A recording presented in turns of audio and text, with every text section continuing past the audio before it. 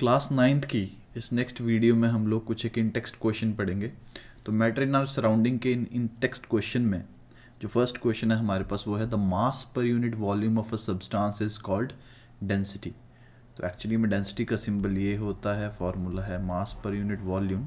तो इस क्वेश्चन में जो भी हमें सब्सटेंस दे रखे हैं, air, exhaust from chimney, honey, water, chalk, cotton, iron, इन सबको हमें ना इंक्रीजिंग ऑर्डर ऑफ डेंसिटी के हिसाब से अरेंज करना है।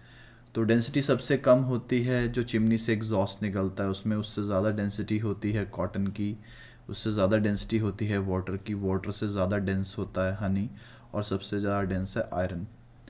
जो नेक्स्ट क्वेश्चन है हमारे पास वो है tabulate the difference in the characteristics of state of matter. तो ये हम पहले पढ़ चुके हैं कि शेप, सॉलिड की शेप फिक्स्ड होती है, लिक्विड की शेप फिक्स नहीं होती, गैसेस की शेप भी फिक्स नहीं होती, वॉल्यूम जो हमारे पास सॉलिड होते हैं फिक्स वॉल्यूम होता है, लिक्विड का वॉल्यूम भी फिक्स्ड होता है बट गैसेस का वॉल्यूम फिक्स नहीं होता। कंप्रेसिबिलिटी की अगर मैं बात करूं, they can not be compressed, they can be compressed a little liquid के केस में, एंड गैसेस सबसे ज़्यादा कंप्रेसिबल होते हैं। डिफ्यूजन की बात करूं तो जो सॉलिड होते हैं वो धीरे धीरे डिफ्यूज़ करते हैं, जो लिक्विड होते हैं वो सॉलिड के कंपैरेटिवली जल्दी डिफ्यूज़ करते हैं। जो गैसेस होती हैं वो सॉलिड और लिक्विड दोनों के कंपैरेटिवली जल्दी डिफ्यूज़ करती हैं। अगर मैं फ्लूइडिटी और रिजिडिटी की बात करूं तो सॉलिड जो है वो रिजिड होते हैं, जो लिक्विड होते हैं वो हायर लेवल से लोअर लेवल की तरफ को फ्लो करते हैं, और जो गैसेस होती हैं वो हाईली मोबाइल होती हैं, वो सारी की सारी डायरेक्शन में मूव कर सकती हैं। अगर मैं इंटरमॉलिक्यूलर फोर्सेस की बात करूँ तो सॉलिड के केस में जो इंटरमॉलिक्यूलर फोर्सेस होती हैं वो मैक्सिमम होती हैं, लिक्विड के केस में जो इंटरमॉलिक्यूलर फोर्सेस होती हैं वो सॉलिड के कंपैरेटिवली कम होती हैं, गैसेस के केस में जो इंटरमॉलिक्यूलर फोर्सेस होती हैं वो मिनिमम होती हैं। अगर मैं अरेंजमेंट ऑफ मॉलिक्यूल की बात करूँ तो सॉलिड के मॉलिक्यूल क्लोजली पैक्ड होते हैं, लिक्विड जो मॉलिक्यूल होते हैं वो लेस क्लोजली पैक्ड होते हैं, जो गैसेस के मॉलिक्यूल होते हैं वो लूजली पैक्ड होते हैं। जो इस क्वेश्चन का सेकंड पार्ट है, comment upon the following rigidity, compressibility, fluidity, filling a gas container, shape, kinetic energy और डेंसिटी। इन सब प्रॉपर्टीज़ को हम लोग पढ़ते हैं थोड़ा बहुत इनके बारे में। तो रिजिडिटी की अगर मैं बात करूं तो एक्चुअली में रिजिडिटी एक ऐसी प्रॉपर्टी है जिसकी वजह से जो पार्टिकल हैं वो अपनी पोजीशन फिक्स रखते हैं। कंप्रेसिबिलिटी ऐसी प्रॉपर्टी है जिससे हम क्या करते हैं, हम वॉल्यूम को डिक्रीज करते हैं किसी भी सब्सटेंस के प्रेशर को अप्लाई करके। फ्लूइड किसी भी सब्सटेंस की एबिलिटी होती है जिसकी वजह से वो डिफरेंट डायरेक्शन में मूव कर सकता है। अगर हम गैस को कंटेनर में फिल करें इसकी फ्लूइडिटी की वजह से ये इजीली कंप्रेस हो सकती है, इसको हम किसी भी कंटेनर में फिल कर सकते हैं। अगर मैं शेप की बात करूँ तो शेप जो है वो डिपेंड करती है फिजिकल नेचर पे। सॉलिड, लिक्विड और गैस के सॉलिड की शेप फिक्स्ड होती है क्योंकि मॉलिक्यूल टाइटली पैक्ड हैं। लिक्विड की फेस शेप जो होती है वो फिक्स नहीं होती क्योंकि जो भी पार्टिकल्स हैं वो लूजली पैक्ड हैं। गैसेस जो हैं उनकी ना ही शेप फिक्स होती है ना ही वॉल्यूम फिक्स होता है, बिकॉज उनके बीच में जो फोर्स ऑफ अट्रैक्शन होती है वो बहुत कम होती है। काइनेटिक एनर्जी की बात करूँ तो सॉलिड के केस में मिनिमम होती हैं क्योंकि पार्टिकल तो मूव भी नहीं करते।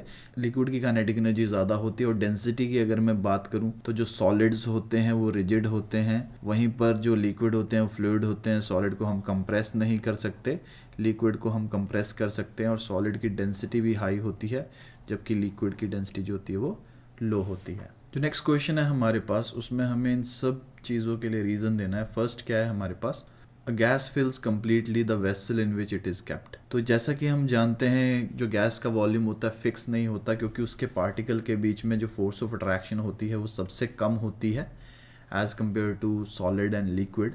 तो इसी वजह से गैस को हम किसी भी कंटेनर में रख दें वो उसको कम्प्लीटली फिल कर देता है। जो नेक्स्ट क्वेश्चन है, gas exert pressure on the wall of container.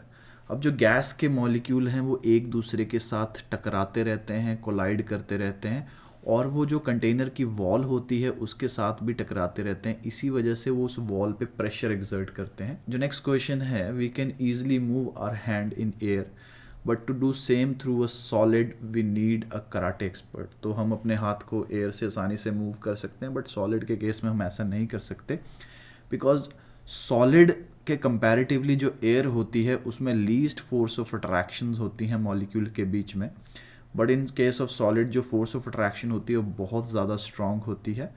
तो जो कराटे वाले होते हैं उनके पास टेक्निक होती है जिससे वो सॉलिड के थ्रू भी उसको ब्रेक कर देते हैं, बट हम ऐसा नहीं कर पाते, नॉर्मल ह्यूमन बींग्स ऐसा नहीं कर पाते। जो नेक्स्ट क्वेश्चन है हमारे पास, liquid generally have lower density as compare to solid but you must have observe that ice float on water, find out why. तो बेसिकली क्वेश्चन है कि जो लिक्विड होते हैं उनकी जो डेंसिटी होती है वो सॉलिड के कंपैरेटिवली कम होती है, बट स्टिल जो आइस है जो कि एक सॉलिड है वो हमारे वाटर के ऊपर जो है फ्लोट करता है। ऐसा इस वजह से होता है, इंपॉर्टेंट क्वेश्चन है। जो आइस का स्ट्रक्चर होता है ना वो एक्चुअली में एक ओपन केज स्ट्रक्चर होता है, उसके अंदर एम्प्टी स्पेसेस होते हैं यानी कि खाली जगह होती है। तो इसका जो वॉल्यूम होता है ज़्यादा होता है लेकिन इसका मास कम होता है। अब डेंसिटी जो होती है दो फैक्टर पे डिपेंड करती है, मास और वॉल्यूम पे। तो अगर वॉल्यूम ज़्यादा होगा मास कम होगा तो डेंसिटी कम होगी। तो जो आइस होती है उसकी density as compare to water कम होती है, इसी वजह से वो फ्लोट करती है वाटर के ऊपर। इसके अलावा ना हमारे पास 3 क्वेश्चन थे जो एनसीईआरटी में पूछे थे, मैंने वो डिस्कस नहीं किए थे। कहते जो शुगर है वो एक सॉलिड है, स्टिल अगर हम शुगर को किसी भी बर्तन में डालें तो वो जो शेप है ना वो उस बर्तन की शेप ले लेती है। तो ऐसा क्यों? अब अगर मैं किसी जार की बात करूं, सपोज करो ये जार है, इसको हमने पूरा शुगर से भर दिया तो ये पूरा शुगर से तो भर जाएगा, लेकिन अगर हम शुगर के इंडिविजुअल क्रिस्टल को देखें तो वो अपनी शेप चेंज नहीं करता। बहुत सारे क्रिस्टल जो हैं वो तुम ध्यान से देखोगे तो क्रिस्टल की शेप तो सेम रहती है ना।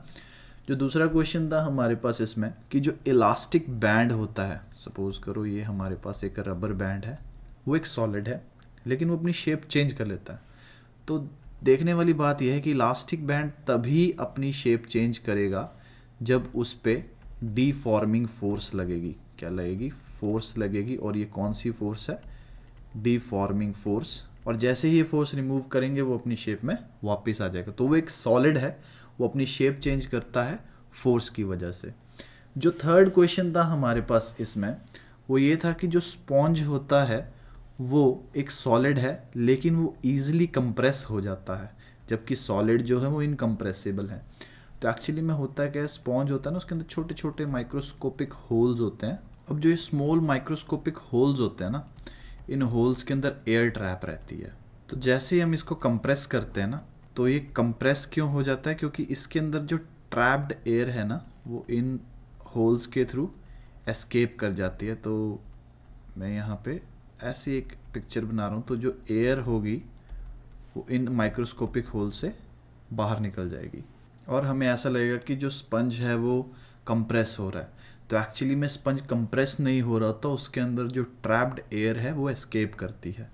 तो ये कुछ एक क्वेश्चन थे हमारे पास इन टेक्स्ट क्वेश्चन। जो आने वाली नेक्स्ट वीडियो होगी उसमें हम चेंज इन स्टेट के बारे में पढ़ेंगे कि कैसे हम एक स्टेट को दूसरी स्टेट में कन्वर्ट कर सकते हैं।